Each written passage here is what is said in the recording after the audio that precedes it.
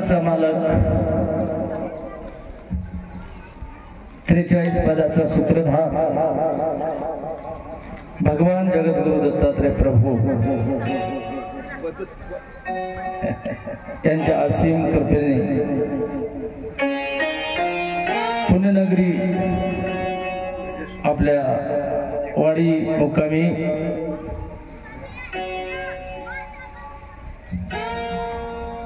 भगवंताच्या संत महात्म्याच्या मूर्तीची प्राण प्रतिष्ठा आणि कळशारोहणाच्या या चालू असलेल्या कार्यक्रमाचा आजचा 4था दिवस अतिशय सुंदर आपण या ठिकाणी परिस्थिती निर्माण केली। करता करविता भगवंत आहे, त्याच्या कृपेनं गेली 4 दिवसापासून खरी सप्त्याची सुरुवात आहे, पण या सप्त्याच्या सुरुवातीचं नियोजन गेली कित्येक दिवसापासून तुम्ही या कामामध्ये अविरत कार्यरत आहात आणि म्हणून परमार्थाचं काम करायचं तर संसारातला वेळ काढून तुम्ही या ठिकाणी भगवंताचं तन मन आणि धन तीनही वापरून होणाऱ्या उद्या 21 तारखेला त्यावर कळस जाणार आहे आणि कामाचं पूर्णत्व त्या दिवशी येणार आहे। आणि म्हणून या प्रसंगानुसार किंवा या प्रसंगाला अनुसरून चारी सृष्टीचे दैवत या ठिकाणी तुमचा भाव, तुमचं प्रेम बघून भगवंताला याची नोंद घ्यावी लागणार आहे। आणि म्हणून निर्गुणाचा सगुण झाला भक्ता कारण, निज नामाचा संग पोगडला आमा काय येऊन।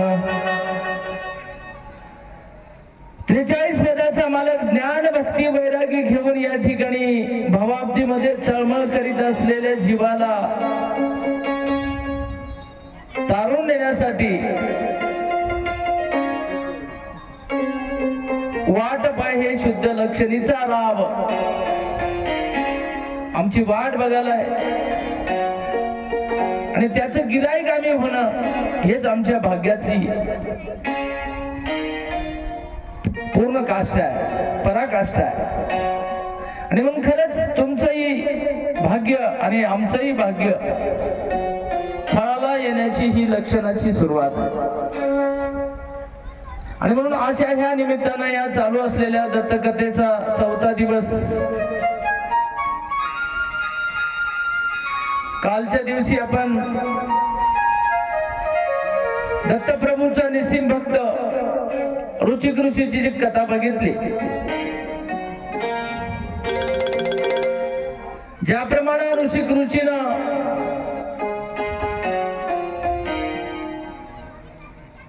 प्रपंचामध्ये पडून कार्य पूर्ण केलं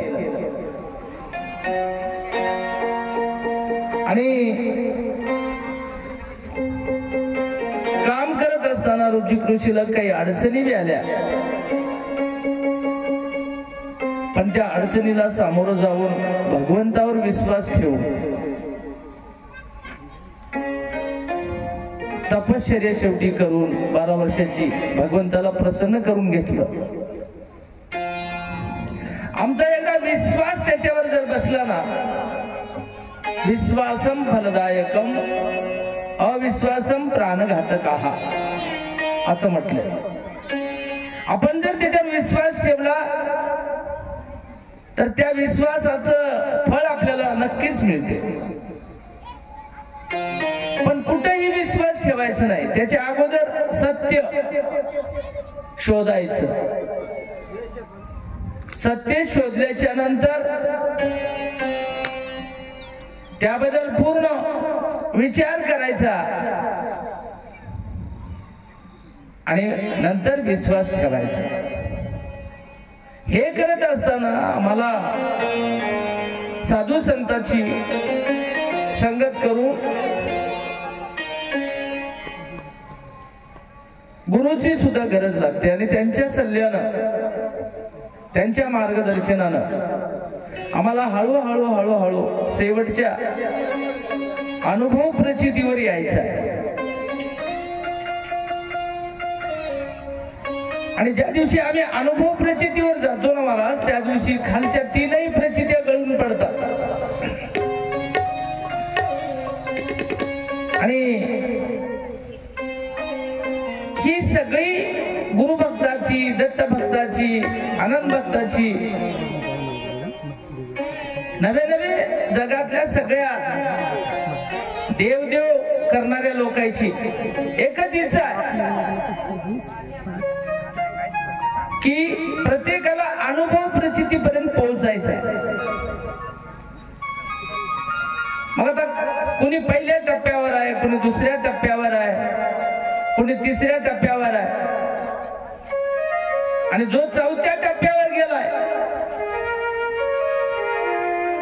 त्याला असला आहे म्हणून सांगायची सुद्धा आवश्यकता भासणार, त्याची सुद्धा गरज वाटणार. असे काही तुरळक लोक. आनंद जीवाचा, जीव आनंदाचा संबंध मुळीचा विरळा जाणे, त्याचा संबंध असणारा, कळवून घेणारा, याची सत्यता पडताळणारा एक विरळा आहे. म्हणजे महाराज बाळगीर महाराज म्हणतात एक विरळा आहे, कुठं तरी आहे. आणि म्हणून त्या यादीमध्ये आमचं नाव यावं. भगवंताचा भक्त या यादीमध्ये आमचं नाव यावं आणि भगवंत आमचा सखा व्हावा. जितने तारे गगन में होय उतने शत्रु क्यों न होय. हे समाज जीवन असताना, जीवन जगत असताना जितने तारे गगन में होय उतने शत्रु क्यों न होय. एक रघुराज कृपा करे तो बाल न बाका हो. भगवंताची जर कृपा झाली महाराज तर आपल्याला पूर्ण इति कर्तव्यता मनुष्य देहाची पूर्ण करता येते. आणि भगवंताची कृपा व्हायला सुद्धा पूर्वीच पुण्य लागते. आणि म्हणून 60,000 वर्षाचं वय झाल्यावर सुद्धा रुचिक ऋषीला लग्न करावं असा आदेश मिळाला आणि मिळालेला आदेश भगवंताचा आहे असं त्यानं मानलं. आणि म्हणून प्रपंचामध्ये किंवा संसारामध्ये आम्ही करीत असलेलं काम ही भगवंताची मर्जी आहे म्हणून आम्ही ज्या दिवशी करतो त्या दिवशी ते कार्य भगवंतापर्यंतच पोहोचते.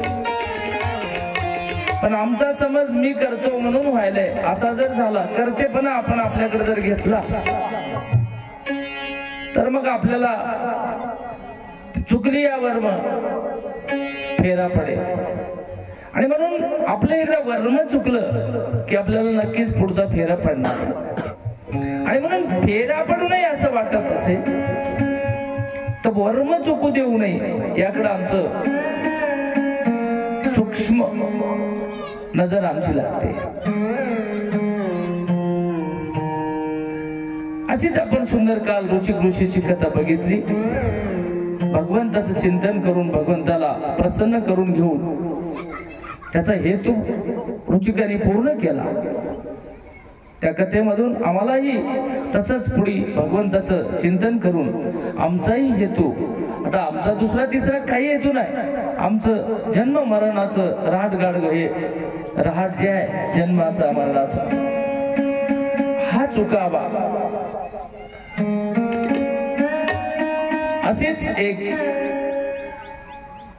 आजच्या दिवशी आपण कानी पाहणार आहोत, कथा बघणार आहोत.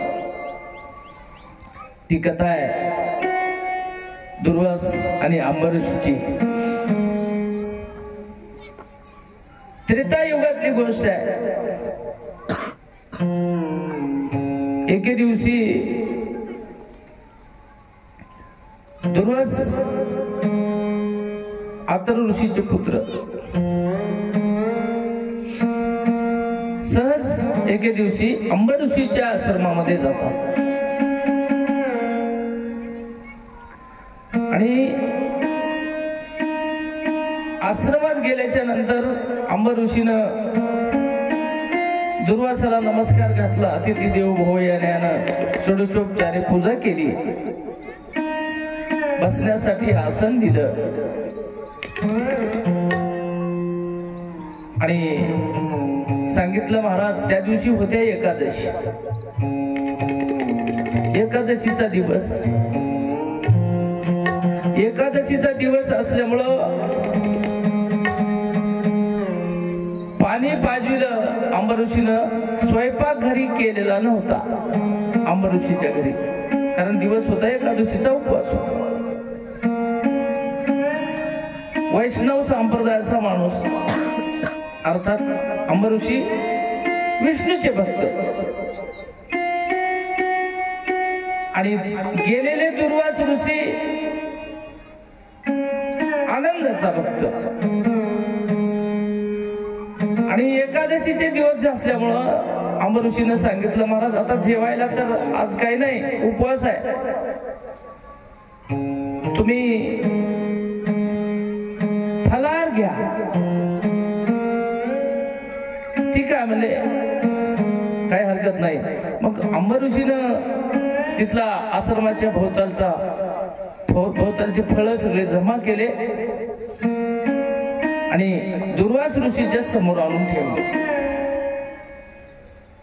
दुर्वास ऋषीनं फलाहार दोघांनी फराळ केला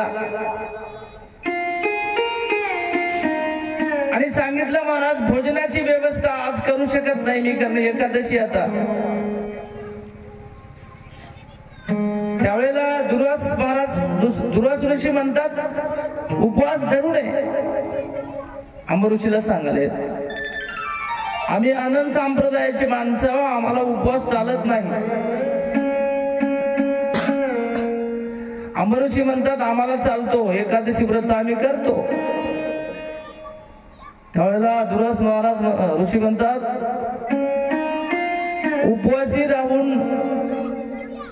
माणूस जर चालू लागला तर त्याच्या पावला पावलाला ब्रह्महत्येचं पातक घडते. जीव उपवासी ठेवू नये आणि उपवास धरू नये असं दुर्वास ऋषी अंबरीषीला सांगले. आणि जर उपवास धरला, वेळेवर जर जठराग्नी शांत केला नाही तर तो जठराग्नी उलटा होऊन नरक भक्षण करते. जशी जशी भूक माणसाला वाढते किंवा भुकेनं माणूस व्याकुळ होते, असल्या परिस्थिती माणूस पायी चालू लागला तर पावलाला ब्रह्महत्येचं पातक घडते आणि जठराग्नी उलटा होऊन नरक भक्षू लागते. त्यावेळेला आपल्या हातून पाप घडते. म्हणून आमच्या आनंद संप्रदायामध्ये उपवासाला प्राधान्य नाही असं दुर्वास ऋषी. त्यावेळेला अंबरीषीने सांगितलं ठीक आहे, काय हरकत नाही. समजून घेतलं आणि सांगितलं तुम्ही आजच्या दिवस मुक्कामाला थांबा आमच्या आश्रमामध्ये. उद्या सकाळच्या पारी द्वादशी सोडून पुढचं मार्गक्रमण करा. मान्य केलं दुर्वासानं आणि त्या दिवसाचा मुक्काम पडला. आणि रात्रभर दोघांमध्ये अतिशय सुंदर असा भगवंताबद्दलचा विषय ठेवून चर्चा झाली. आणि मग थोडीशी दुखली घेतली. सकाळी द्वादशी सोडायच्या लगेच ब्रह्मप्रहरात उठले आणि स्नानाला गेले. दुर्वास ऋषी बाजूला नदीवर स्नानाला गेले. अंबर ऋषीनेही स्नान केलं आणि उपवास सोडण्याच्या अर्थात स्वयंपाकाची तयारी केली.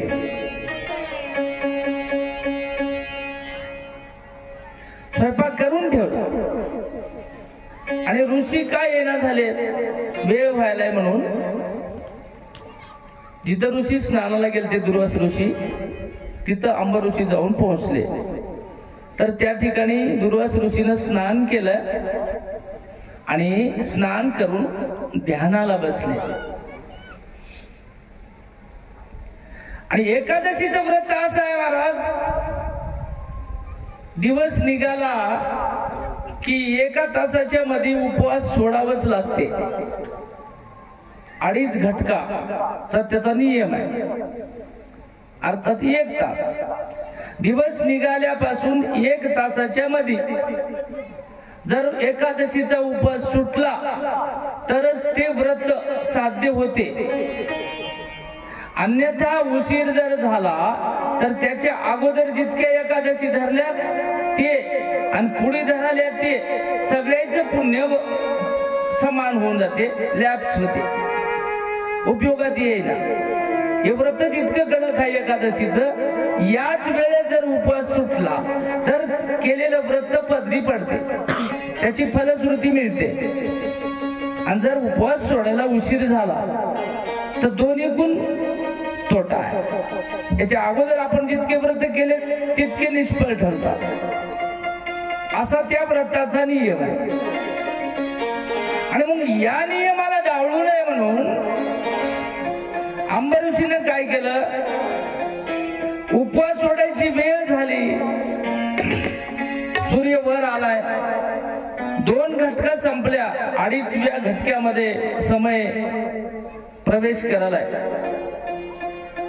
अंबर ऋषीला पेच पडला, काय करावं आता. महाराजाला समाधीमधून उठवावं तरी पाप लागते आणि दुर्वास ऋषीला सोडून आपण उपवास सोडाव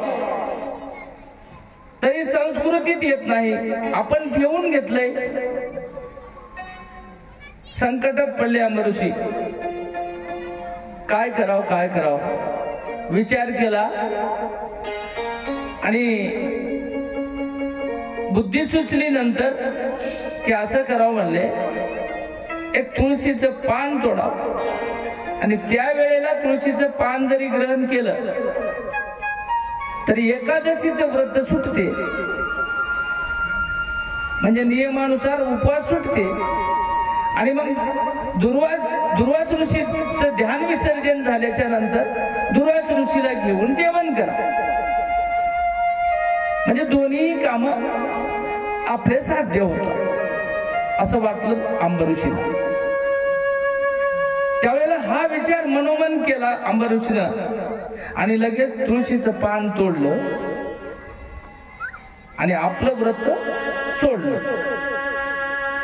आणि पुन्हा महाराजापाशी येऊन बसले दुर्वास ऋषीपाशी. दुर्वास ऋषी ध्यानाला बसलेले फक्त अंबरीशाला दिसू लागले, पण दुर्वास ऋषी हे काय करते तेच बघू लागले.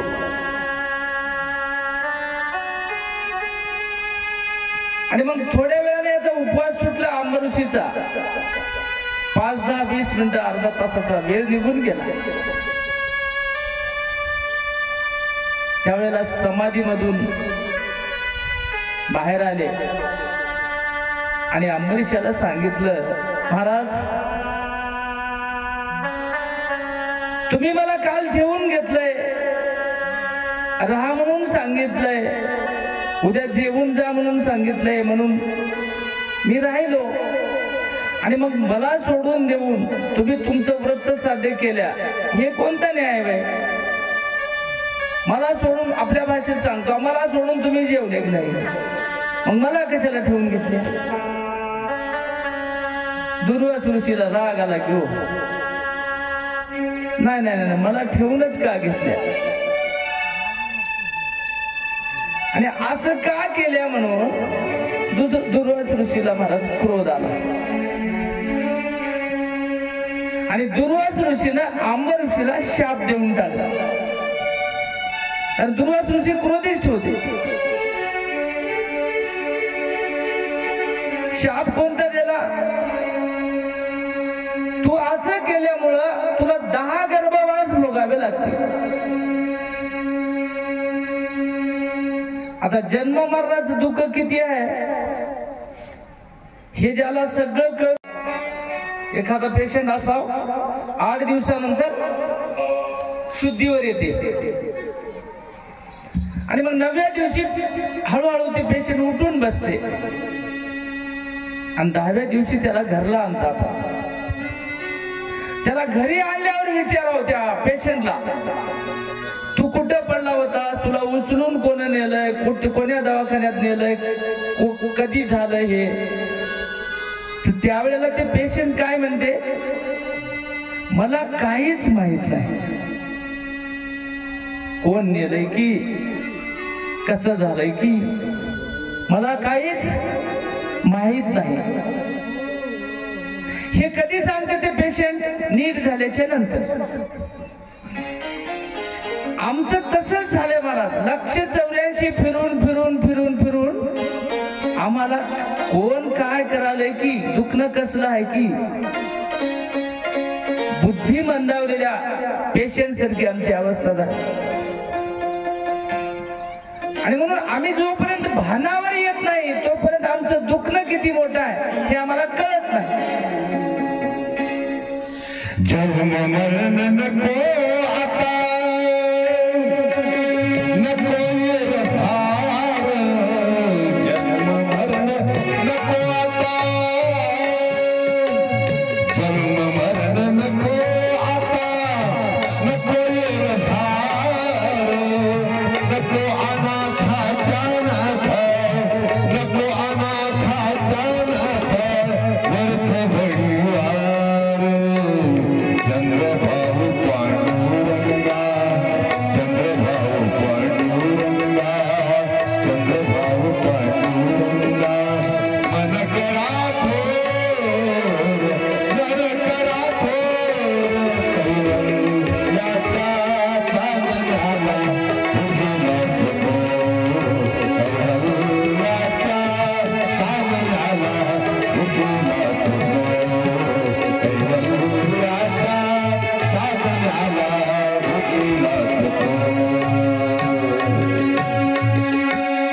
अशा पद्धतीनं एक भक्त देवाला म्हणतो, जन्म मरणाचं दुःख नको आम्हाला, याच्यातून सुटण्याची आमची इच्छा आहे. आणि म्हणून दुर्वास ऋषीनं अंब ऋषीला शाप दिल्यामुळं अंब ऋषीला फार भयानक दुःख झालं. गलती छोटीशी झाली पण त्याची शिक्षा मात्र फार मोठी मिळाली.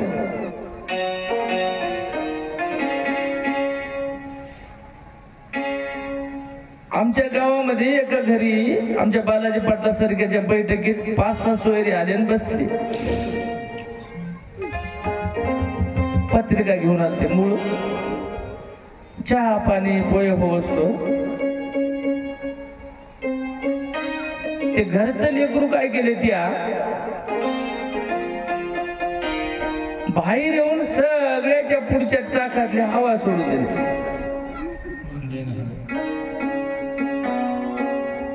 आणि निघून गेले. 3 गाड्या होत्या. ते लेकरू यायच्याकडे बघायला आता सोयरे केव्हा बाहेर निघतात म्हणून. आणि मग चहा पाणी झाल्यावर सोयरे जायच्या वेळेला निघाले. पुढे बघतात सगळ्याचे पुढचे टायर हवा गेलेली दिसली. एक जण म्हणलं, भगवान पाटील गाडी तुमची पंक्चर झाली. ते भगवान पाटील म्हणलं, माहीत झाली तुमची दिसाली. तिघाच्याही गाड्या हवा सोडून ते यायला कुठं माहित आहे. हे एकूण एकाला कस काय पंक्चर झाल्या, एक खट्या 3 गाड्या कस काय पंक्चर झाल्या चर्चा करायला तर ते लेकरू येऊन यायच्या पुढे येऊन हसालय. त्याला म्हणजे बा तू का हसालास? मला लई आनंद होते म्हणला गाडीची हवा सोडून दिली की. ते काय म्हणाले, मला एवढा आनंद होते म्हणाले, हवा गाडीतून जाऊ लागली की मला लई मोठ्यानं आनंद होते म्हणाले. हसाले ती लेकरू. दृष्टांत संपला. पण सिद्धांत असा आहे, त्याच्या छोट्याशा आनंदासाठी पंक्चरची दुकान जवळ नाही. ज्याच्या घरी आले त्याला पश्चाताप, ज्याला जायचंय त्याला पश्चाताप. मला म्हणायचं हे आहे की छोटीशी गलती पण आम्हाला त्रास खूप देऊन जाते.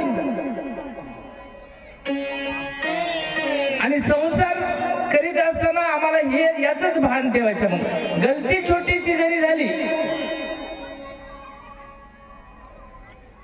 एक सुंदर दृष्टांत आमचे बालाजी पाटील बी सांगतात बघा. एका बाईनं, बामणाच्या बाईनं आमच्या कुंड्याच्या बाईकडे बघलं. खूप मोठा दृष्टांत आहे, छोटा सांगतो तुम्हाला. ते बाई करू लागले पुरणाच्या पोळ्या. आमची कुंड्याची बाई ब्राह्मणाच्या बाईनं बघलं आणि अशा पोळ्या मी बी करतो म्हणजे. घरला आली, तिला विचारून घेतलं काय करावं लागते सगळं. आधी नवीन होती, स्वयंपाक येत गेला नाही. घरला आली, एकुंब्याच्या बाईनं सगळं सांगितलं तसं पसारा स्वयंपाकाचा घेऊन बसली चुलीपुडी.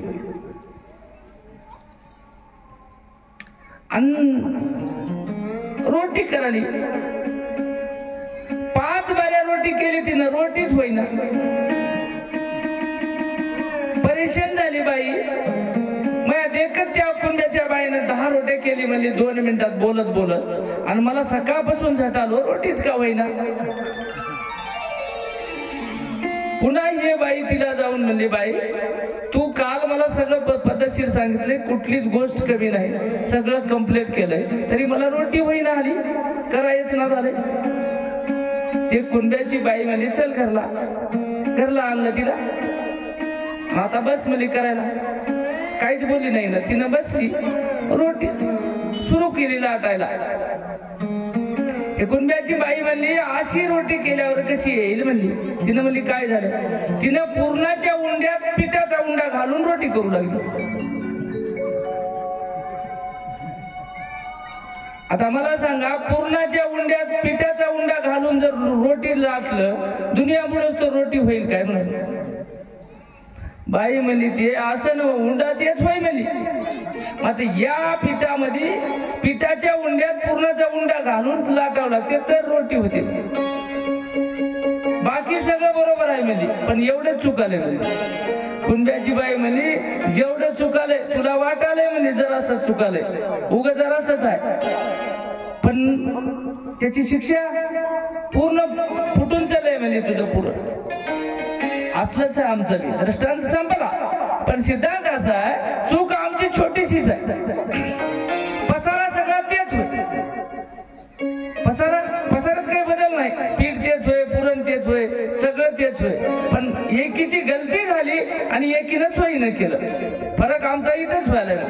याच पसाऱ्यामध्ये भगवंत ज्याने शोध आलाय की नाही, त्याला जर काय केल्यानं काय करावं लागते हे ज्याला कळालंय त्याची रोटी होती. आम्ही खूप प्रयत्न करायला पण आमची रोटीच होईना. संसारामध्ये काय होईना तर आमचं असं व्हायलंय, आम्ही पूर्णाच्या उंड्यात पिठाचा उंडा घालावं, सगळं आमचं उलट व्हायलंय. आणि म्हणून छोटीशी गलती झाली अंबरीषाची आणि अंबरीषाला दुःख झालं, खेद करू लागला. आणि विष्णूचा भक्त असल्यामुळं भगवान विष्णूची प्रार्थना त्याने केली. देवा आता तुझ्याशिवाय मला गत्यंतर नाही.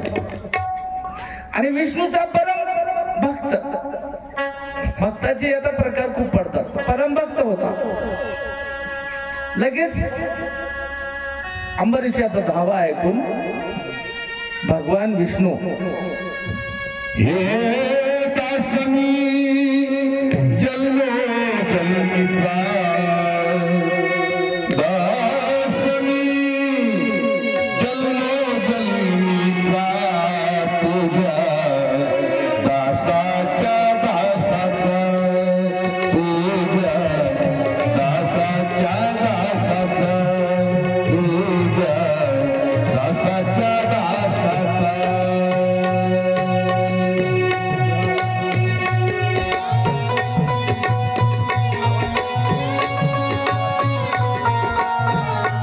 आवाज द्या ऑपरेटर सनील आवाज द्या साऊंड सिस्टीम वाला कोण आहे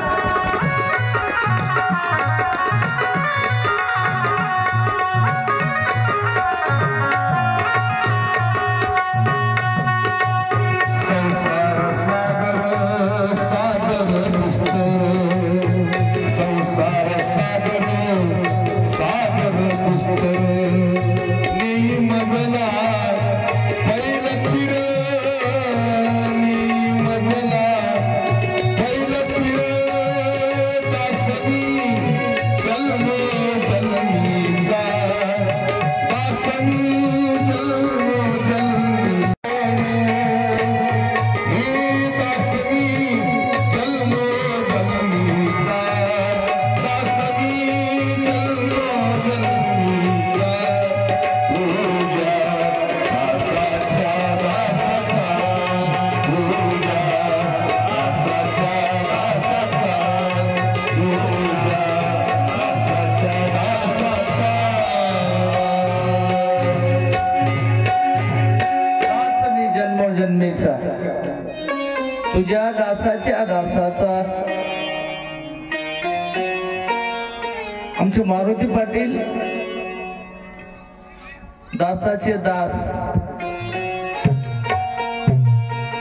जगमित्राची सेवा जरी आमच्यानं घडली तरी आम्हाला मूळ परमात्म्यापर्यंत जाता येते. दासाच्या दासाची जरी भक्ती घडली किंवा त्यांच्या भक्ती करणे म्हणजे त्यांनी ज्या मार्गाचं आम्हाला मार्गदर्शन केलंय, ज्या ज्या गोष्टीचा उपदेश केलाय त्या उपदेशानं आम्ही चालणं म्हणजे त्यांच्या उपदेशानं चाललो.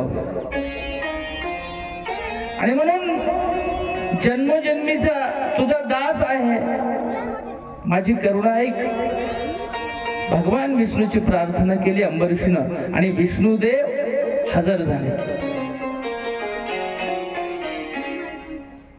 जवळचा भक्त असला की ताबडतोब दैवता हजर होता, देव सुद्धा हजर होते. मागितलेलं देतात दैवता. तुमचं जसं कार्य आहे, जसं तुमचं चिंतन आहे त्यातून.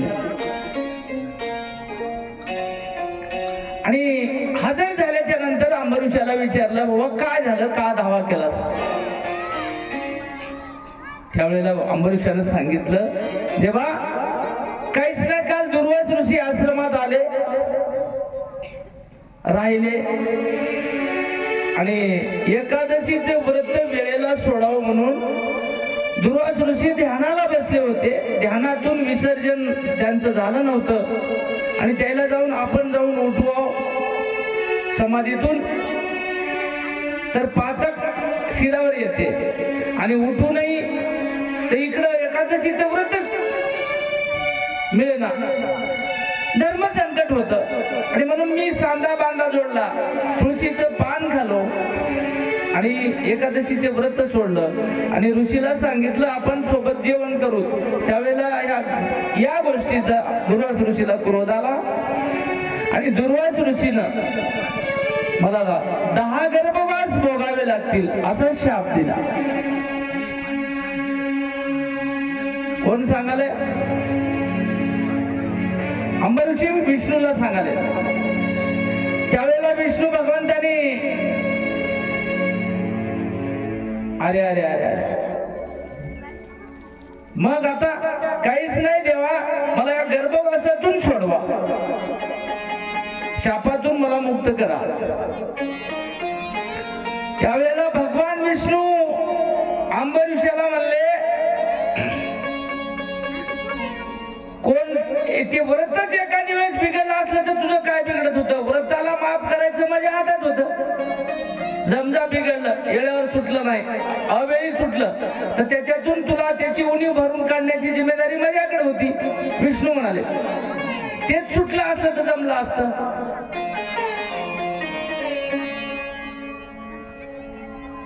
महापाप एकाने तुझ्यानं घडला असला तरी जमलं असतं. ब्रह्महत्या जरी झाली असली तरी त्या पापातून मी तुला मुक्त करीत होतो. स्त्री हत्या झाली असली तरी त्या पापातून तुला मी मुक्त करीत होतो. बालहत्या झाली असली तरी मी तुला मुक्त करीत होतो. मद्यपान करून एखाद्याला गल्लीबोळात जसं एखादी माणूस शिवा देते त्याचं जे पातक आहे तसं पातक जरी घडलं असलं तुझ्यानं तरी मी तुला मुक्त करीत होतो.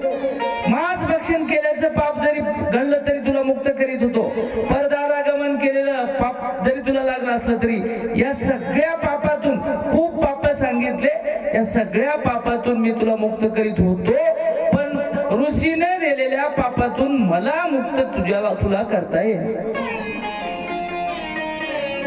दुर्वासन भगवान विष्णूनं अंब ऋषीला सांगितलं, कारण ऋषीचा शाप इतका मोठा अवघड आहे, त्याच्यातून मुक्त करण्याची ताकद माझ्यात सुद्धा नाही. मग आता पर्याय काय करावं? मला तर त्रास सहन होईना द्यावा. त्यावेळेला अंबरीषाला सांगितलं, ठीक आहे म्हणले, ऋषीनं जरी माफ केले नाही तरी तुला दिलेला शाप मी स्वीकारतो आणि तुझे 10 गर्भवास मी भोगतो. भक्ताला मोकळं करतात साथीदार, पॉवरफुल जे लोक राहतात ना आपल्या संघ, एखादा चांगला मोठा माणूस असला, आपल्या भाषेत सांगू, खुट्टा मजबूत असला की नाही, वासरू किती उड्या मारू द्या काही होईल, तसलंच होईल. विष्णूच्या जेव्हा त्यानं सांगितलं अंबरीषाला, चिंता करू नको, मी सगळं तुझे 10 गर्भवास मी भोगतो. जिम्मेदारी घेतली आणि त्याला धीर दिला, निश्चिंत केलं आणि बाजू बदलून दुर्वास ऋषीकडे बघितलं भगवान विष्णूनं. आणि दुर्वास ऋषीला सांगितलं, महाराज असं कुठे राहते काय हो ऋषी, छोटीशी गलती आणि एवढा मोठा शाप तुम्ही त्याला दिलाय. तुम्ही ब्रह्मज्ञानी आहे, तुम्हाला केव्हा काय करावं, कुणाला काय बोलाव सगळं तुम्हाला कळते, तुम्ही अडाणी नाही. आणि तुमच्या हातून अशी गलती व्हायला नको होती. त्याचा जीव किती तळमळ करायला, त्याचा आत्मा काय म्हणत असेल, 10 गर्भवासाचा साप दिला तुम्ही त्याला. आणि मग चराचरात भरून उरलेला या जळीस्थळी काष्टी पाशानी सगळ्या जीवात सरकाच त्याचा जीव आहे, सर्वाभूती भरलेला जीव आहे. जीव भगवंताचा अंश आहे, जीवाला किती ताप व्हायला. आणि तुमची रीत अशी नव्हती असं दुर्वासाला म्हणल्यामुळं दुर्वास विष्णूवरही बिघडले की हो. सर्वाभूती आत्मा एक आहे काय म्हणाला, एक आहे म्हणालास का, आणि आत्मा सगळ्याच एकच आहे म्हणा. राग आला दुर्वासाला आणि विष्णूलाही म्हणला, तू सुद्धा नरकवास भोगशील. विष्णूलाही श्राप दिला महाराज. श्राप दिल्यावर विष्णू आता क्रोधिष्ठ झाला. अरे अरे अरे आलंय अंबरीषासाठी आणि पदरी पडले यायचे आता. त्यावेळेला विष्णूला क्रोध आला आणि हातातलं सुदर्शन जे होत सोडलं. अंबरीषाचा कनवळा म्हणून दुर्वास ऋषीवर सोडलं. आता चक्रही आलेलं बघितलं. चक्राचं काम काय हो, त्याला आदेश झाला की झालं त्याचं काम त्यानं करते. शस्त्राचं काम काय राहते? आपलाच इळा किंवा आपलीच कुऱ्हाड गलती झाल्यावर आपल्याच पायावर बसते का दिवस. शस्त्राला ते मालक होय, मला यानं तयार केलंय, मला यानं विकत घेतलंय, ते कोणालाही लागतं, त्याचा धंदाच होय. शस्त्र सोडल्याबरोबर सुटलं महाराज, सुटलं आणि दुर्वास ऋषीच्या पाठीमागे जायला सुरुवात केली. चक्र आलेलं दुर्वास ऋषीनं बघितलं आणि दुर्वास ऋषीनं डोक्याच्या जटा सोडल्या आणि जमिनीवर आपटिल्या आणि धावत सुटले दुर्वास ऋषी. आता मला हे चक्र वाचू दे ना, मला मारल्याशिवाय राहीना असं समजिले दुर्वास ऋषी आणि पळू लागला. चक्र मागे लागालय म्हणून स्वर्ग मृत्यू पाताळ तीनही ताळ दुर्वास ऋषी फिरू लागले. इथं लप तिथं लप तिथं लप. केल्या कर्माची फळं कुठं लपल्यावर चुकतात म्हणाले.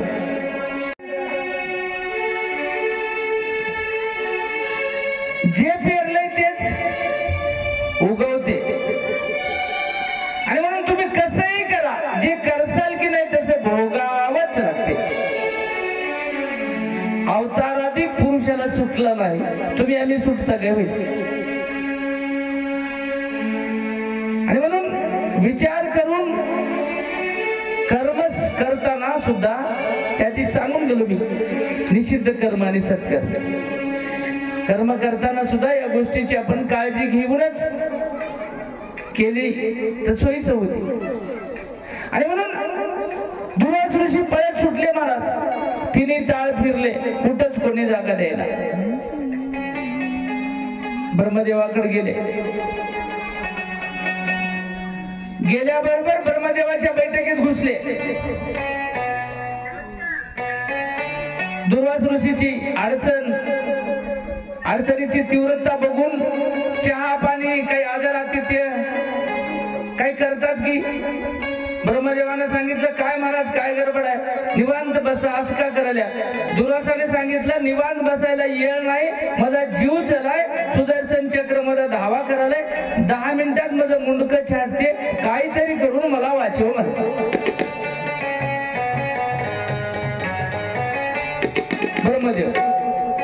ब्रह्मदेवानं बघलं अशी अडचण झालेला सगळा नमुना ब्रह्मदेवाला दुर्वास ऋषीनं सांगितला. चहा नको, पाणी नको, आदर नको, आतिथ्य नको, काहीच नको, फक्त त्याच्यातून मला सुटायचा उपाय सोड आणि मला त्याच्यातून वाचव. ब्रह्मदेवानं सांगितलं महाराज विष्णूचं चक्र आहे सुदर्शन. हो. अरे बाप्पा अवघड आहे की म्हणे. कस काय?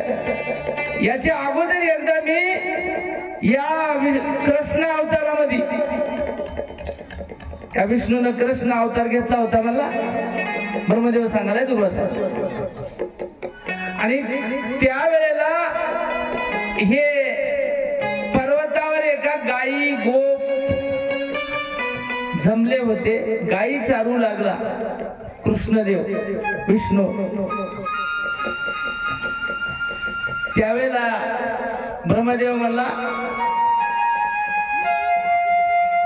याच्या गायी गोप गडी सौगडी सोबत वडज्या पेंद्या सुदामा वाकड्या सगळेच होते. सगळेला उचलून आणून याच्या घरी ठेवले. ब्रह्मदेवा कसं करते बघू तू. सगळे उचलून आणून घरी ठेवले, कुलूप लावून मोकळे झाले. त्यावेळेला कृष्ण भगवंतानी मनात जाणलं आपले गायी गोप सगळे ब्रह्मदेवाला नेलेत. त्या पर्वताची पूजा होऊ लागली. याची पूजा कोणी करणार गेलं, कारण कृष्णानं पहिलं ब्रह्मदेवाची पूजा होती तिथं त्या पर्वतावर, पुन्हा पर्वताची करू लागले. हे सगळा इतिहास मोठा आहे. यामुळं सगळे गायी गोप बछडे सगळे घेऊन जाऊन मी घेऊन आलो. मला ब्रह्मदेव सांगायला दुर्वासाला आज उद्या परवा तेरवा कधीतरी येईल माझ्याकडे कृष्ण. मग आमचे गाई वासर तुमच्याकडे हाता आलेत का इकडं सगळे कोणा नेलेत की आणि आम्ही किती दिवस झालं उडकाल्या आणि तुमच्याकडे दिसले काय म्हणून कृष्ण येईल असं वाटलं ब्रह्मदेव. मी असंच म्हणालो म्हणला बरेच दिवस झालं ते गाई गोप वासर सगळे माझ्या घरातच होता अजून आलं नाही म्हणत. त्यानं दुसरेच तिकडे तयार केले आणि मला आलेला गर्व फुटलाय म्हणला. आणि ते वासराचा अजून तसंच आहे. गाई गोप मी आणलेले जशाला तसेच हात. त्यानं काही इकडे आला नाही मी काही त्याच्याकडे गेलो नाही. त्यानं दुसरेच तयार केलेत मला. मी जितके आणले तितके तिथे दुसरे तयार झालेत. त्याच्यामुळं भगवान विष्णूकड जायला तुमच्या सुदर्शन चक्राबद्दल मला आता तोड नाही गड्या म्हणला. दुर्वासाला कोण म्हणाले? ब्रह्मदेव. त्याच्यामुळे तुम्हाला आलेलं संकट तुम्हालाच निवारण करावं लागते. अरे बापरे, ज्या कामासाठी तुमच्या पासून धावत आलो आता काम होईना म्हणल्याला काही इलाज नाही ना असं म्हणाले ते. अरे बापा मारते की म्हणून पुन्हा तिथून उठले. पळता भुई थोडी. माणसाला जीव जायचं म्हणल्यानं माणूस काय करणार हो. आता किती परेशान राहते सगळ्यालाच माहित आहे. मी ते पहिल्या दिवशी सांगून गेलो आहार निद्रा भय मैथून सर्वाची समसमा. ब्रह्मदेव जरी असला आणि आपण माणूस जरी असलो भीती सारखीच आहे दोघांना. कोणालाही वाटणार मग जीव सहज जाव आणि मरण चुकच ना आज ना उद्या मरावंच लागते. हसत खेळत ज्यानं मरते त्याला संत म्हणा दुसरं का.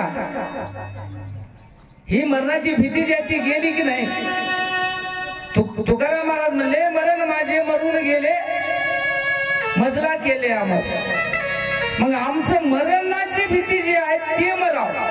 मरण तर येणारच आहे. मरण काय चुकणार आहे काय? चुकणार नाही. आणि म्हणून मरणाच्या भीतीनं पुन्हा ब्रह्मदेव पळत सुटले आणि ब्रह्मदेवाला सांगितलं आता काय करावं. तर ब्रह्मदेवानं सांगितलं तुम्ही भगवान शंकराकडे जावं. कैलासाकडे पाठवून दिलं. मरतो की बापा आता म्हणून लगेच ब्रह्मदेव दुर्वास ऋषी धावत पळत कैलासात गेले. कैलासात गेले तिथे शंकर बसले होते. तिथे सुद्धा आता मरणाची भीती. माणूस काय शांत असं उत्तम असं दमदारपणानं येते का त्या वेळेला. बैठकीत बसले शंकरजी. हे घाई गडबडीने गेले. इथल्यासारखं झालं. तिथे आदर आतिथ्य काहीच नाही. गेल्याबरोबर महादेवाच्या पाया पडल्या ब्रह्मदेवाने दुर्वासाने आणि सांगितलं देवा मला एकदाच वाचवा. त्यावेळेला शंकराने विचारलं काय झालं. काही नाही म्हणजे महाराज असं असं झालंय. झालेलं सगळं इतिवृत्तांत पाठीमागेला का कशासाठी केव्हा कधी कुठे सगळं दुर्वासानं घडलेली घटना भगवान शंकराला सांगितली. त्यावेळेला शंकराने सगळं ऐकून घेतलं आणि शंकरही म्हणला बाबा हे दुखणं जरा अवघडच आहे गड्या. काय पेशंट डॉक्टर पैसे नेऊन डॉक्टरनं म्हणावं पैसे किती दिल्या तरी जरासं अवघडच आहे हो म्हणलं की माणसाचा जीव कसा करते. आपण काय करता पैसे किती लागू द्या हो पण आमच्या एकदाच तात्याला वाचवा एकदाच बघा. डॉक्टर अशा परिस्थितीत काय म्हणते पैशाचा विषय नाही मी प्राणाची बाजी लावून काम करतो पण शेवटी नशीब तुमचं आणि पैसे किती जरी मोजल्या तरी दुखणं अवघडच आहे हो असं म्हणलं डॉक्टरनं की आपण समजावं पेशंट घरला जायला. तसलाच नमुना इथं व्हायला. महादेवापाशी गेल्या महादेवाने सांगितलं तुम्ही बघा दुर्वाची तळमळ करायला पण दुखणं अवघडच आहे रे. कस काय हो विष्णूपाशी जायला मला बी तोड नाही. आणि मग कसं तोड नाही त्यावेळेला विष्णू आपलं यांना महादेव सांगू लागले दुर्वासाला एकदा काय झालं, महादेवजी स्नान करून विभूती भस्म घेऊन अंगाला लावू लागले, कपाळाला भस्म उटी रुंड माळा. वर्णन आहे, पहिलं भस्म लावता लावता त्या भस्मामध्ये अचानक एक खडा आला, विभूतीच्या भस्मात एक खडा आला. मग गुणानं बसावती त्या निघालेल्या खड्याला बघितलं असं महादेवानं काय होईल म्हणून, आणि त्याच्यावर एक मंत्र मारला. मंत्र मारला आणि खडा फेकून दिला. फेकून दिल्याबरोबर जे खडा जिथं आपल्याला की नाही तिथं आपल्याबरोबर त्याच्यातून एक सुंदर मूर्ती दैत्य निर्माण झाला, नाचू लागला. इतकं सुंदर नाचू लागला, भगवंताचं गुणगान करीत महादेवाचं. महादेव ध्यानाला होते.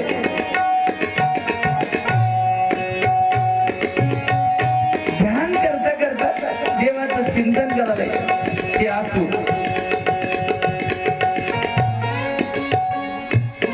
करता करता हळूहळू हळूहळू भगवंताला वाटलं आता गुणगान केल्यावर लाड येणारच आहे ना.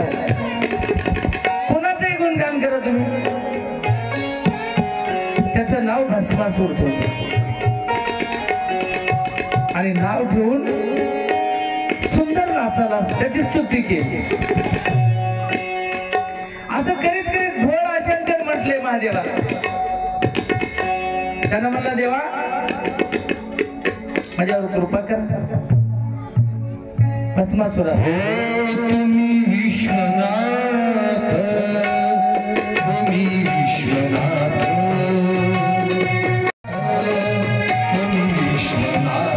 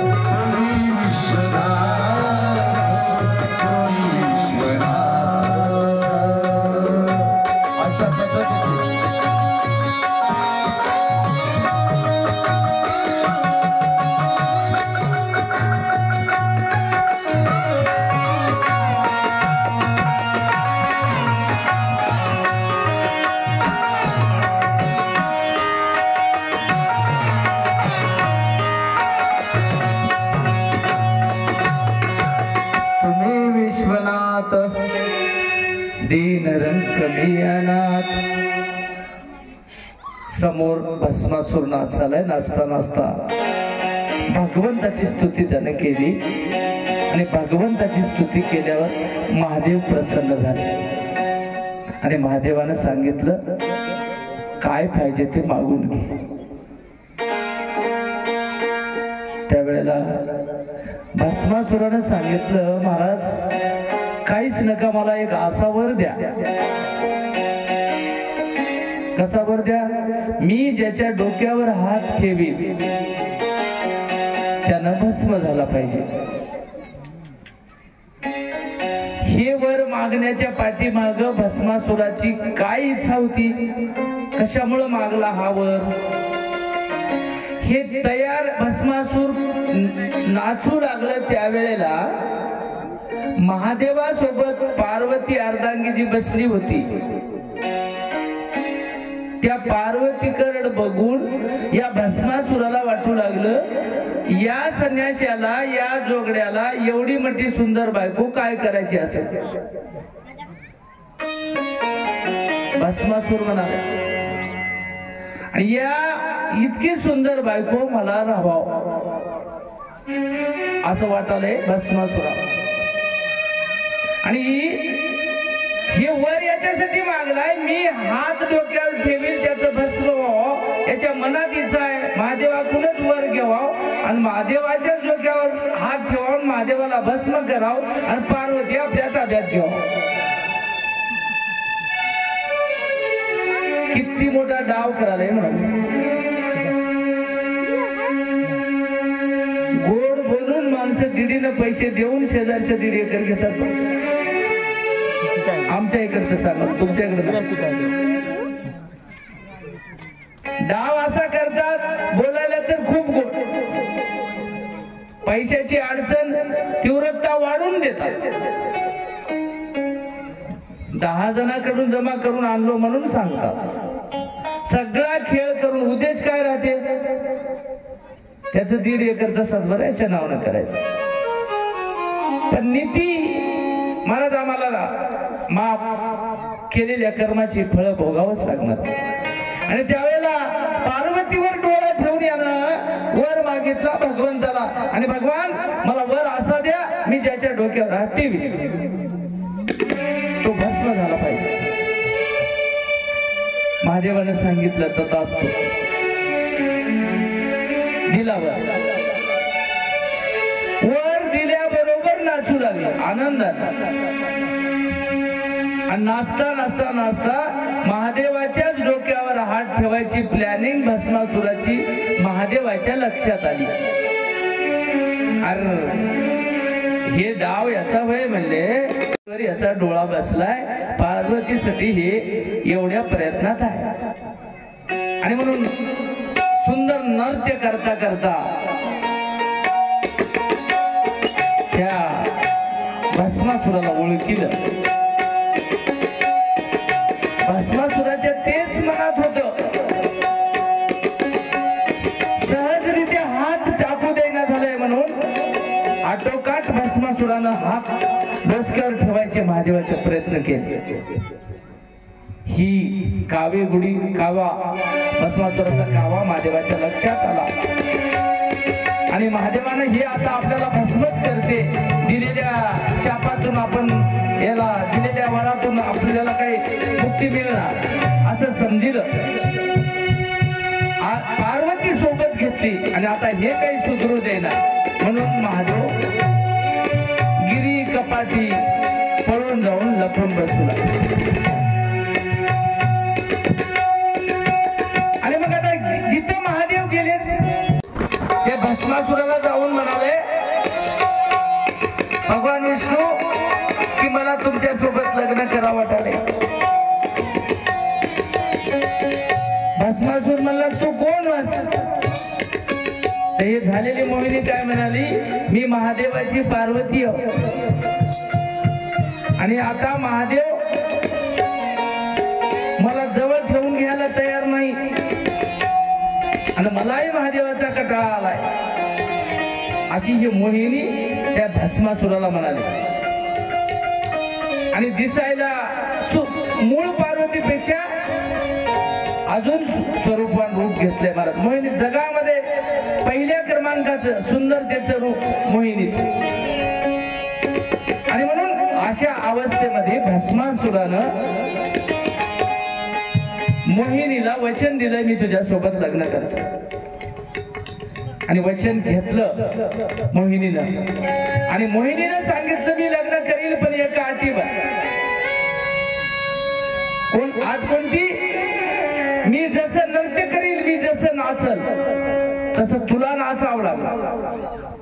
विष्णूनं या झाले मोहिनीचं रूप घेतलेल्या विष्णूनं भस्मासुराला सांगितलं मी जसं नृत्य करीन तसं तुलाही नृत्य करावं लागल. ज्या दिवशी माझ्या मनासारखं नृत्य जमल त्या दिवशी मी तुझ्या सोबत लग्न करेन. पेचात टाकलं केल्या कर्माची फळ होत. त्यावेळेला भस्मासुरानं सांगितलं, केलं, कबूल केलं, मान्य आहे,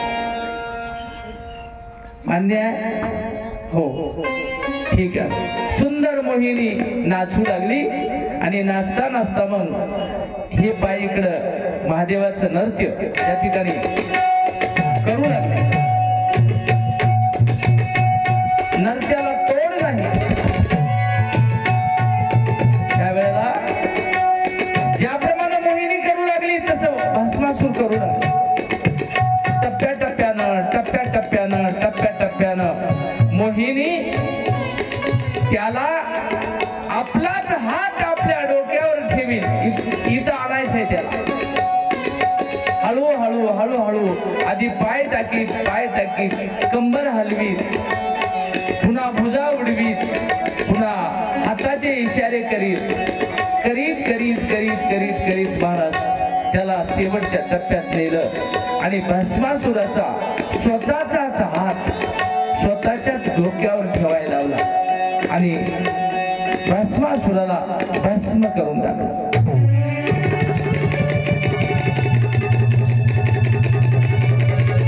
अशा पद्धतीनं भस्मासुराचा वध भगवान विष्णूने केला. म्हणून दुर्वासाला शंकर म्हणाले, मला त्या काळामध्ये मला विष्णूनं मोहिनीचं रूप घेऊन माझ्या पार्वतीला, आता तिथून पुढे खूप मोठी कथा अजून मोठी आहे. हे विष्णूची आई पुन्हा महादेव मागे लागतात. हे कामाचा विषय पुढे जाऊ दे, आपल्याला तिकडे जायचं नाही. पण विष्णू काय सांगाले ना दुर्वासाला, अशा प्रसंगामध्ये भस्मासुराची नजर पार्वतीवर गेल्यावर मला विष्णूनं मोहिनीचं रूप घेऊन या प्रकरणात सोडविलंय. म्हणून मी सुद्धा विष्णूचा शर्मिंदा आहो, मला तिथं जायला तोड नाही. आणि म्हणून विष्णूचं चक्र तुझं तुलाच शेषाकडे जा, तुमच्या संकट निवारण होईल. दुर्वासूशी डायरेक्ट कैलासाहून पाताळात गेले शेषाजवळ आणि शेष महाराजाला सुद्धा सांगितलं असं असं आहे, माझ्या मागे सुदर्शन चक्र लागलंय आणि कसंही करून मला याच्यातून वाचवा. शेषाने सांगितलं, बाबा आमचं कद्रू आणि विंतेचे सुत, कद्रूचे हे साप नागपुळी होय आणि विंतेचे गरुड होय. तुम्ही ज्याच्याकडे मला पाठवायला की नाही. शेष काय म्हणाले दुर्वासुशीला, विष्णूकडे आम्ही जात होत्या पण आमच्या सापाच्या जातीला गरुडाचं भेव आहे म्हणे. विष्णू बसून कशावर आहे? गरुडावर बसून आहे. हे एक कारण. आणि माझा नागज्योत म्हणजे नागमणी विष्णूनं काढून नेलाय मला पहिलं, त्याच्यामुळे मला तिथं जायला तोड नाही. आणि गरुडापाशी सापाची जात गेल्याबरोबर त्याला खपना म्हणला, उगाच्या उगा उठ कळी बस पटकोळी नको, मयानं नाशीला आणू नको, मयानं ते संकट निवारण होईना म्हणला. मग अरे बापरे, आता माझा घामच फुटला. मरणाची भीती महाराज, काय मरणाची भीती. ब्रह्मादिकाला सुद्धा हे ताप आहे. आम्हाला किती ताप होत असत. आम्ही ब्रह्मदेवापेक्षा, ब्रह्मदेव तरी जास्त मरणाला गेलाय, आम्ही भीना मरणार. ईदभर धुऱ्यासाठी मरायला तयार व्हायलेत माणसं. मरणाची भीती नाही आम्हाला. आम्ही कशासाठी आलो, का आलो, काय करायला लागलो, काय करायचं आहे, मी कोण आहे, कुठून आलो, या गोष्टीचा विचार नाही. माणसाचा जन्म सुंदर आम्हाला मिळालाय, पण आला तसा चलाय, उपयोग काहीच होईना झाला. सगळं आम्हाला हे सप्तव्यसन, 18 दोषानं, मायेनं, ममतेनं, भूल, भ्रांती, हे सगळ्या गोष्टी आम्हाला फिट बसलेल्या. आणि म्हणून घाबरला दुर्वास. आता काय करावं? त्यावेळेला शेषानं सांगितलं, तुम्ही काय करा, तुम्ही विष्णूकडेच, ज्याचं चक्र होईल ना, इलाज सांगायला डॉक्टर. आता काहीच पर्याय नाही. ज्यानं चक्र सोडलंय त्याच्याकडेच जा आणि त्याला जाऊन हातापाया पडा की बाबा एकदाच माफ कर आणि मला या संकटातून काढ. तुम्ही असं विष्णूला म्हणा आणि हे संकट निरसन नको म्हणता होती. मार्ग दिला शेषाला. खरं की विश्वासात बसणं मला ठीक आहे. लगेच तिथून शेषापासून दुर्वास ऋषी महाविष्णूकडे आले. जिथून गेलते की नाही तिथं आले आणि विष्णूला सांगितलं, विष्णू देवा, एका दुष्टाचं रक्षण करण्यासाठी माझ्यासारख्या ब्रह्मज्ञानी माणसाची हत्या करता तुम्ही? एवढं पातक कुठं भोगणार? आणि सज्जनाचं रक्षण करणं, दुष्टाचं हनन करणं तुमचं ब्रीद आहे. तुम्ही दुष्टाला सोडून दिल्या आणि सज्जनाच्या मागे लागल्या. आपल्या भाषेत गाईचा चारा उचलून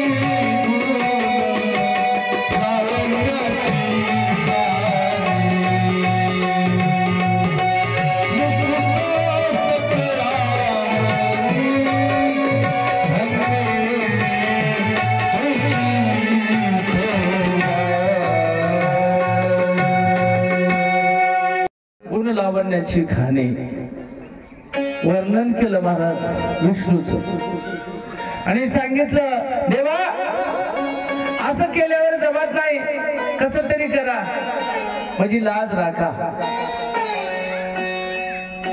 पायाचा मी दास दत्तारजी ऐकावी, पतित पावना दीन दयाळा माझी लज्जा राखावी. महाभक्त तारिले कीर्ती मी ऐकितो, म्हणून देवा पायापासी अर्जी मी करीतो. म्लेंच राजा हीन जातीचा नामे उतरिला,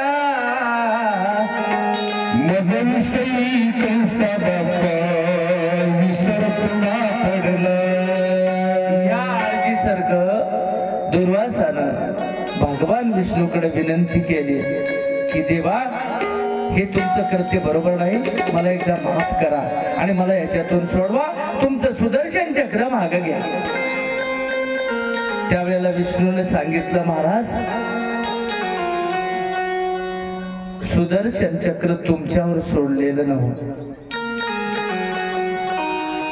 तुमच्यासाठी सोडलेलं नव्हतं. सुदर्शन चक्र सोडले अंबरीशासाठी. त्याचा कन्वळा म्हणून तुमच्या पाठीमागे लागलंय. त्यावेळेला दुर्वासाने सांगितलं, विष्णूने सांगितलं, तुम्ही मला माफ करण्याच्या पेक्षा तुम्ही त्याच्याकडे जा. कुणाकडे? अंबरीशाकडेच जा आणि अंबरीशाला सांगा, बाबा गलती झाली, मी बोलू नाही, बोललो, एकदाच मला माफ करा आणि तुमचं तुम्ही मिटून घ्या. 25 वर्ष कोर्टात केस चालली महाराज. कोणाची? नवरा बायकोचीच. आणि 26व्या वर्षी कोर्टानं निकाल दिला. 27व्या वर्षी नंबर 1चं घर बांधून गोड गोड बोलून राहू लागले. शेजारी म्हणले, पहिलं तर असं राहिल्यावर जमत नव्हतं काय म्हणून. दृष्टांत संपला, पण सिद्धांत असा आहे की गेलेली वेळ फुकट इतकं फिरून पुन्हा तिथंच यायचं असेल तर हे माग घडविलंय कशाला? त्यावेळेला दुर्वासाने पर्याय नव्हता मला. काय पर्यायच नाही. त्यावेळेला विष्णूने सांगितलं तुम्हाला त्याचा ताप आलाय, तुम्ही जा अंबरीशाला म्हणा असं असं झालंय, असं असं चक्र मागे घ्या. ठीक आहे. दुर्वास पुन्हा अंबरीशाकडे गेले आणि अंबरीशाला सांगितलं बाबा हे विष्णूचं चक्र तुझं विष्णू ऐकित, विष्णूला सांग माझ्या पाठीमागे लागलेलं चक्र काढून घे म्हणाव, नाहीतर माझा जीव जाणार आहे. त्यावेळेला अंबरीशानं सांगितलं तुम्ही चिंतन कोणाचं करता? दुर्वासाला सांगितलं तुम्ही कोणाचं चिंतन करता? त्यावेळेला दुर्वास महाराज म्हणले मी आनंद संप्रदायाचा माणूस आहो, मी आनंदाचं चिंतन करतो. आनंदाचं चिंतन करता, तुम्ही ज्याचं चिंतन करता त्याचं तुम्ही चिंतन करा म्हणले. आणि त्यावेळेला आनंद आनंद देवदत्त आनंद, आनंदाचं पारा, आनंदाचं भजन, आनंदाचं स्मरण, आनंदाचं चिंतन. आनंद सद्गुरु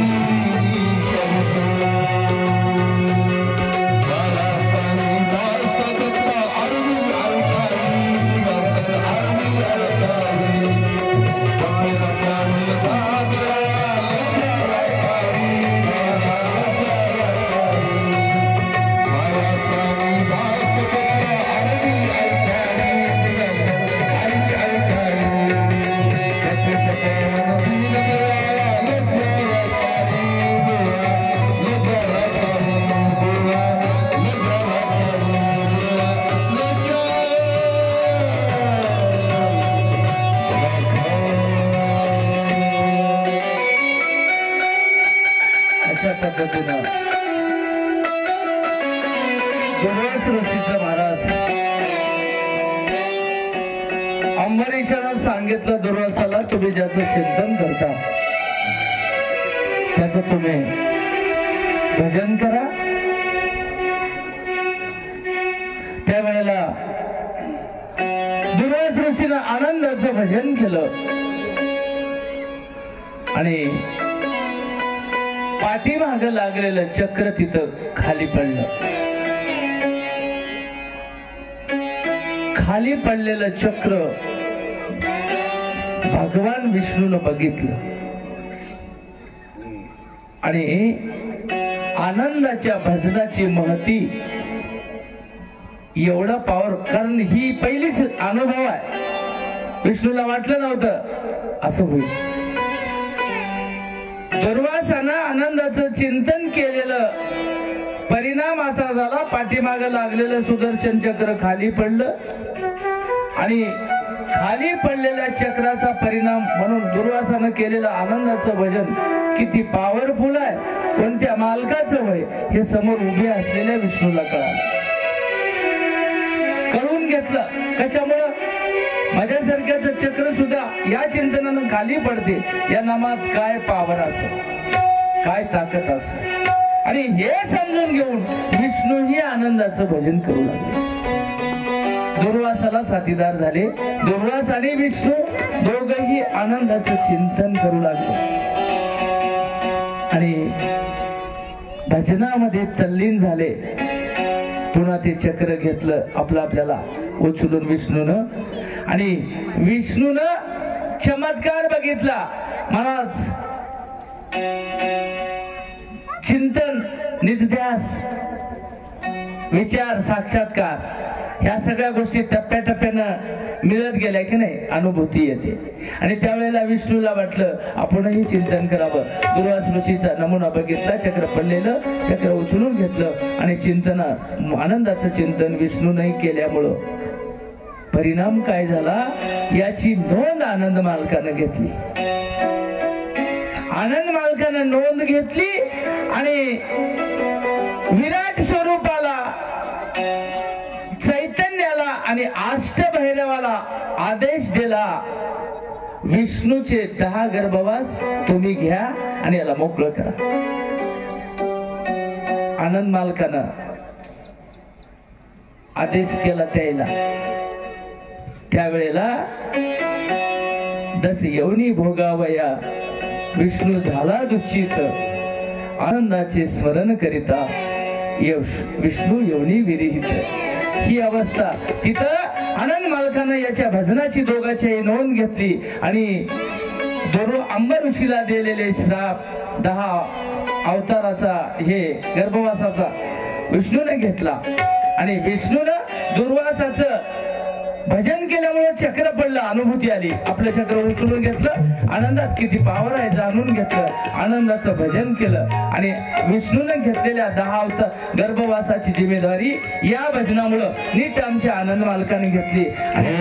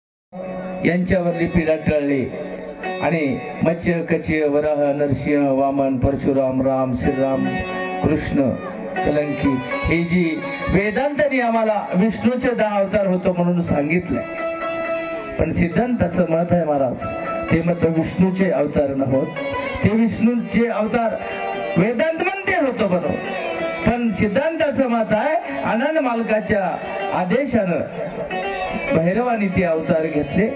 मत्स्य विराट भैरवाचा, कच्च चैतन्य भैरवाचा, वराह कराळी विक्राळी उमापती पशुपती सदाशिव ब्रह्मभैरव विष्णू भैरव आणि रुद्र भैरव असे 10 अवतार 10 भैरवाने घेतले आणि या विष्णूचे गर्भवास सगळ्या आनंदाच्या चिंतनामुळे टळले. पण शेवटी सिद्धांताने शेरा मारला. वेदांतामध्ये अशी कथा आहे, पण ती कथा सत्यता शोधून बघावी लागेल असं सिद्धांताने सांगितलं. आणि भैरवाने आनंद मालका अष्टभैरवाला आनंद मालकाने आदेश दिला, या ठिकाणी आनंदाची बसता विष्णू एवढी विरहित, आणि म्हणून आनंदाच्या भजनाची पावर, आनंदाच्या भजनाची ताकद, आनंदाच्या चिंतनाचं महत्व या गोष्टीवरून याला जरा मोकळं करावं. सिस्टीमवाले हॅलो, ठिकाणी अष्टप्रहर सप्ताह लावला, एकही क्षणभर नामाचं चिंतन खंडन नाही, कारण एका नामाचं महत्व खूप मोठं आहे. आणि म्हणून सर्वांनी या ठिकाणी तरुण जायचे असेल, आम्हाला आलेल्या जीवाचं सार्थक करायचं असेल तर आनंदाचं भजन करा. मोठमोठे इंद्रचंद्र देव ब्रह्मादी करोणी संशयाची श्रेणी छेदी ना, उघडे परब्रह्म सद्गुरूची मूर्ती पूर्वी ती आरती शिष्याची. आणि म्हणून मोठमोठे अधिकारी जीव दैवत चारी सृष्टीचे आनंदाचं चिंतन करतात, भगवान जगद्गुरु दत्तात्रय प्रभूचं भजन करतात. आणि म्हणून सामान्य जीवानं, तुमच्या आमच्यासारख्या जीवानं भावाब्दीमध्ये अनादी काळापासून आम्ही जे दुःख भोगवलं जन्म मरणाचं, त्यामधून आम्हाला सुटायचं असेल तर आम्हाला केवळ आनंदाच्या भजनाशिवाय पर्याय नाही. म्हणून भगवान दत्त प्रभूचं सर्वांनी एकदाच भजन करू आणि पुढची कथा आपण एक सुंदर सुरू करू. नाहीतर भगवान पाटील एक सुंदर भावगीत म्हणा.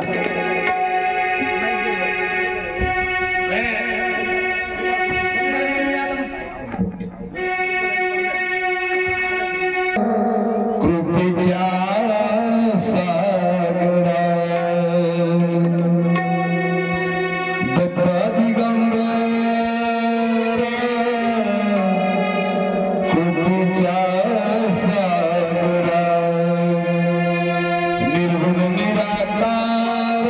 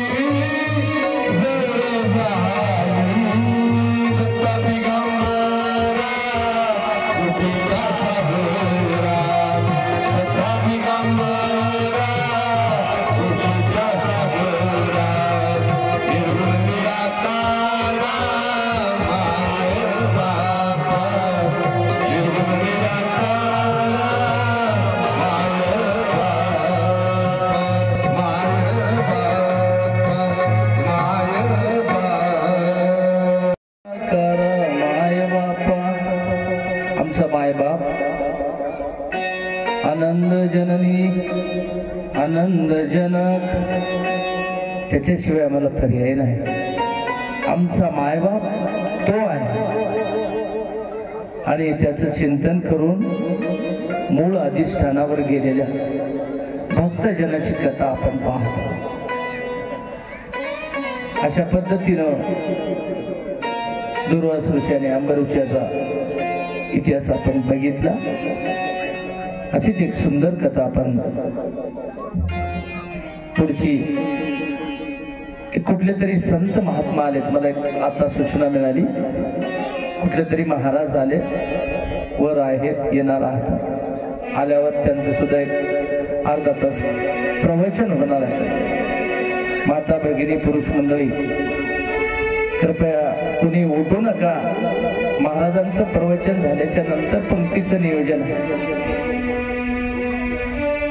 असं आम्हाला आता सूचना मिळाली आणि येतील. आता वर चहा पाण्यासाठी थांबलेत. नाव काय मला अजून कळालं नाही, पण असं पुढचा प्रोग्राम इथपर्यंत आलाय आणि म्हणून श्रोते मंडळीला विनंती, पुढचं प्रवचन ऐकल्याशिवाय कुणी पंक्तीला बसायचं नाही. तर सज्जनो, गुजरात प्रांतामध्ये शिवपुरी नावाचं एक नगर होतं. हे लेकरो, त्या लेकराला बसवा दिलं. बसा रे खाली, बसा. गुजरात प्रांतामध्ये शिवपुरी नावाचं एक नगर होतं. त्या नगरामध्ये मांधाता नावाचा राजा राज्य करीत होता.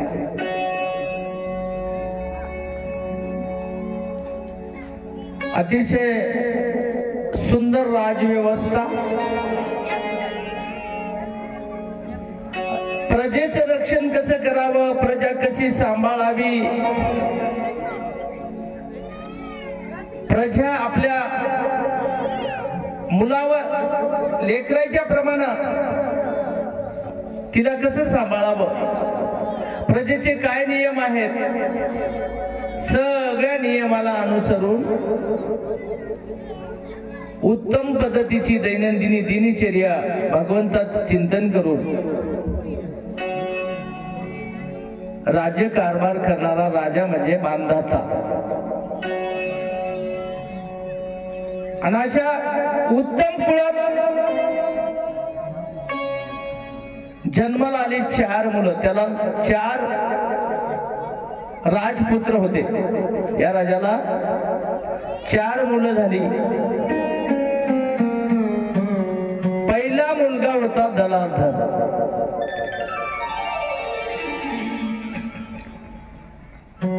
दुसऱ्या मुलाचं नाव होतं मुचकुंद. तिसऱ्या मुलाचं नाव होतं महाप्रताप आणि चौथा मुलगा होता वीर शंकू. मांधाता नावाच्या राजाला अशी 4 मुलं होती.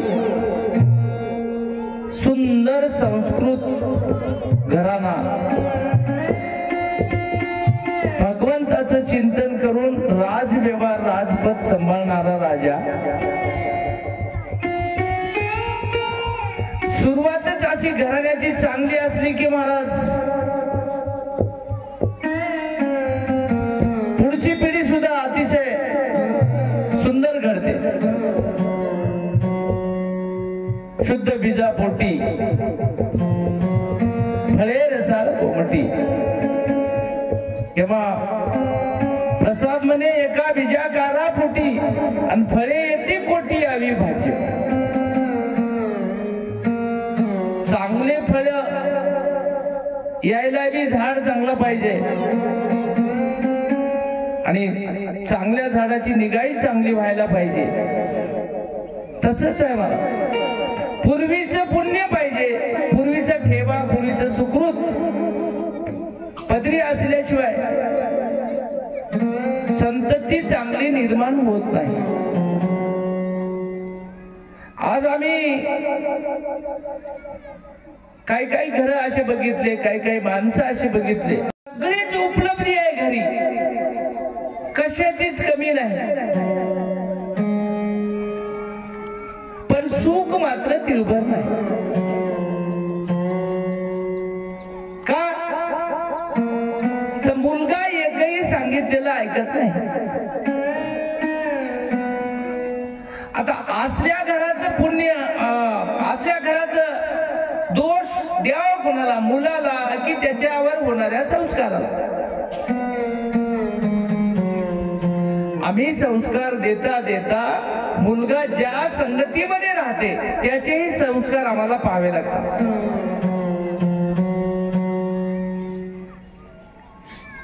घराचं आणि मुलगा ज्या परिस्थितीत राहते त्या परिस्थितीचा अंदाज असा दोन्हीला जोडला तर उत्तम संस्काराचे लेकरं निर्माण होतात. आणि उत्तम संस्कारानं आपलं आचरण असेल तर आपले लेकरं त्याचं वर्तन करतात. आमच्या गावात शाळेच्या पाठीमागे एक जांबाचं झाड आहे. जांबाचे फळं आल्यावर एक पोरग वरी जाऊन जांब तोडू लागलं. तोडता तोडता शेजाऱ्यानं बघितलं, म्हणले मास्तर शिवा देते रे, शाळेतलं झाड वय. आणि कुपाटी म्हणजे हे भिंत ओलांडून पुढे पलीकडे गेलास. वरी जाऊन ते दोन्ही खिशात भरले, पॅन्टाच्या खिशात भरले, दोन्ही हातात दोन घेतले आणि वरीच बसून एक खाय आले. शेजाऱ्यानं म्हणलं, बाबा हे बरं नव्ह असलं चोरून घ्यायचं, उतर खाली. ते वरून काय म्हणाले, तुला काय करायचं, लय शहाणा आहेस काय, जाय की गुन्हा, असं सांगणार. त्यानं सांगणाऱ्या खालचा म्हणला, अरे काय येडास रे तुला, असं कोणी शिकले, उधर खाली. तुझ्या बापाला सांगू का? त्यानं म्हणला, बापही मग दुसऱ्या फाट्यावर आहे. कोणाला सांगतोस मला? दृष्टांत संपला. पण संस्कार टाकणारी जर अशी रीत निर्माण झाली तर लेकराच्या नावानं बोंबलून काही उपयोग नाही मला. आणि मग मांधाता राजाच्या घरी परमार्थिक दृष्ट्याही वातावरण सुंदर अनुकूल होतं, बौद्धिक वातावरण अनुकूल होतं, आचरणीय वातावरण. आता राजाचा मोठा घराणा आणि दलाधन राजासारखा पुत्र त्यांच्या पोटी जन्माला यायला काय पुण्य लागते? तर तुम्ही अनुमान प्रमाण काढा. दलाधनासारखा जर लेकरू जन्मायचं असेल तर किती कोटी जन्माचं पुण्य लागते. असल्या पुण्याचा राजा होता आणि त्याच्या पोटी जलाधन पहिला पुत्र मोठा जन्मला. मोठा जन्मल्यावर या प्रथा अशी होती की राजाचा वारा गाडीवर बसवायचा आणि या नियमाला अनुसरून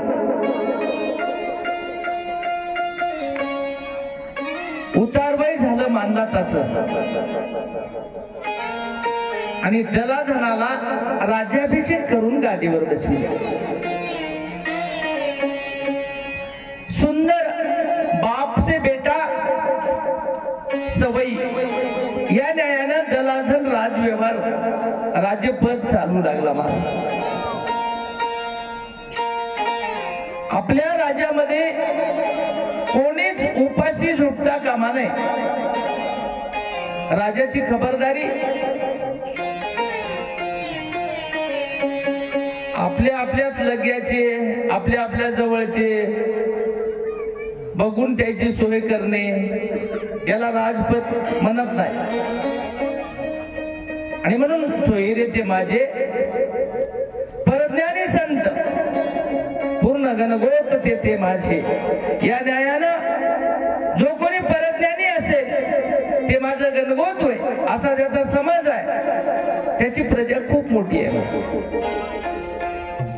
आणि म्हणून अतिशय सुंदर राजव्यवस्था, राज्यपट चालू लागला. दलाधन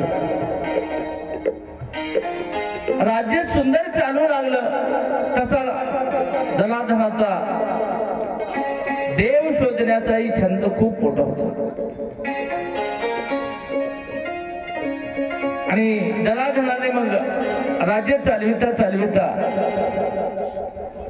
4 वेद 6 शास्त्र 18 पुराण 51 ग्रंथ 52 उपनिषद 9 व्याकरण आगम निगम गीता भागवत सगळ्याचा अभ्यास केला महाराज. वेद विद्या अध्यात्म विद्या आणि ब्रह्मविद्या हस्तगत केल्या. तरीही दलाधन राजाचं मन समाधान होईना. राजाला इतकं सुंदर राज्यव्यवस्था असून सुद्धा कुठंच शांती मिळेना. सारखा भगवंताचा ध्यास करायचा आणि प्रत्येक विषयाची समीक्षा करून याच्या पुढं काय, त्याच्या पुढं काय, त्याच्या पुढं काय, ग्रंथ वाचायचा याच्या पुढं काय, पुढचं वाचायचं त्याच्या पुढं काय, असं करीत करीत करीत करीत ब्रह्मविद्येपर्यंत ज्ञान दलाधनाचं पोहोचलं. तरीही दलाधनाला शेवटच्या टप्प्यामध्ये शांती मिळत न गेली. आणि म्हणून हळूहळू हळूहळू हे जसं ज्ञान वाढू लागलं तसं तसं संसाराची आसक्ती कमी झाली. राज्यपदाचा मोह कमी झाला आणि प्रपंचातलं सुख नाशिवंत भासू लागलं आणि आता पटूही लागलं. खरंच वाटू लागलं संसार नाशिवंत आहे. हे राज्य काही कामाचं नाही. या संसारामध्ये काही करा महाराज, शेवटी नाव ठेवायसारखं कर्तव्य नव्हतं. तरी पण संसारामध्ये आम्ही असंच जर प्रपंची भुललो तर पुन्हा लक्ष सगळ्यांशी भोगावं लागलं. या विषयाचं चिंतन कायम चालू होतं. आणि असं चिंतन करता करता चिंतन करता करता एक दिवस संसाराची आसक्ती संपली. राज्यपदाचा त्याग करावा इथपर्यंत त्याचं मन सांगू लागलं. आणि एके दिवशी अशाच द्विधा मनस्थितीमध्ये विंध्याचल पर्वतामध्ये गेले. राजपदाची आसक्ती सुटली. राजपद सोडून दिलं. विंध्याचल पर्वता माझारी दलाधन तपश्चर्या करी मोक्षदाता भेटावांतरी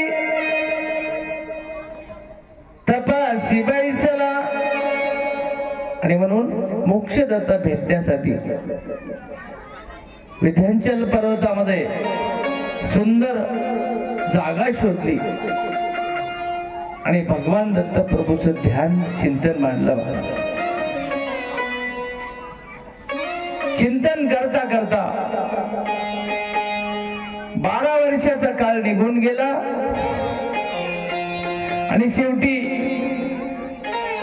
काही क्वचित मानसिक भाव अर्पण केलेल्या आणि निष्काम सेवा केलेल्या सद्भक्ताची नोंद भगवंत घेतेच ना.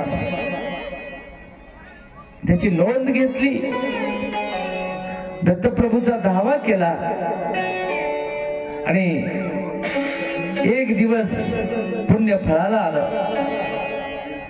आणि दत्तप्रभूची भेट म्हणण्यापेक्षा प्रभू अवतरले, प्रगटले, दर्शन दिलं. दर्शन देऊन सुंदर चेहरा रूप बघितलं दलाधनाने दत्त महाराजाचं. दत्त महाराजाला 3 अशा प्रदक्षिणा मारल्या आणि आपल्या आसनावर दलाधन राजानं बसविलं दत्त प्रभूला. आणि दत्तप्रभूची त्या ठिकाणी पूजा करू लागले दलाधन महाराज. जली आवडी पाय धुतिले, श्री पल्लव चरण पुसिले, पादांगुष्ठा लावी लोचना, बैसलो गुरु मूर्ती पूजना. त्या ठिकाणी पूजा आरंभ केली महाराज दलाधनाने. पूजा करताना या पूजा अष्टकामध्ये सगळा परज्ञानाचा सार ओतलाय महाराज. थोडस बारकाईनं चिंतन करा की त्याचं. उगाळून हे कठीण वासना. सद्गुरूची पूजा कशाने करावं लागते? आमची जी वासना आहे ही वासना कठीण आहे म्हणतात शास्त्र. सहजासहजी जायना निघना. मग ह्या वासनेचा गंध काढावा लागते. सद्गुरूंची पूजा नेमकी हे हळद आणि कुंकू अक्षता असलं न, हे प्रथम दर्शनी होय. पण मानस पूजाच करायची आहे काय? उगाळून हे कठीण वासना, काढिले तेव्हा दिव्य चंदना. त्याचं चंदन करावं लागते, कठीण वासना उगाळावं लागते. आणि अंग मर्दुनी लावी सज्जना, बैसलो गुरु मूर्ती पूजना. आपली कठीण वासना उगाळावं लागते आणि उगाळलेली वासना सद्गुरूला लावावं लागते, अर्पण करावं. मन हे मोगरा अर्पुनी विश्वरा, मन हे मोगरा अर्पुनी विश्वरा. पुनरपी जन्मा हिनी नाही, पुनरपी शरीरा हिनी नाही. मन हे मोगरा अर्पुनी विश्वरा, मन हे मोगरा अर्पुनी विश्वरा, मन हे मोगरा अर्पुनी विश्वरा.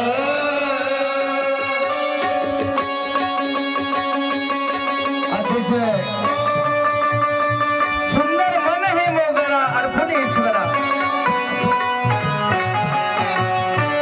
आपलं मन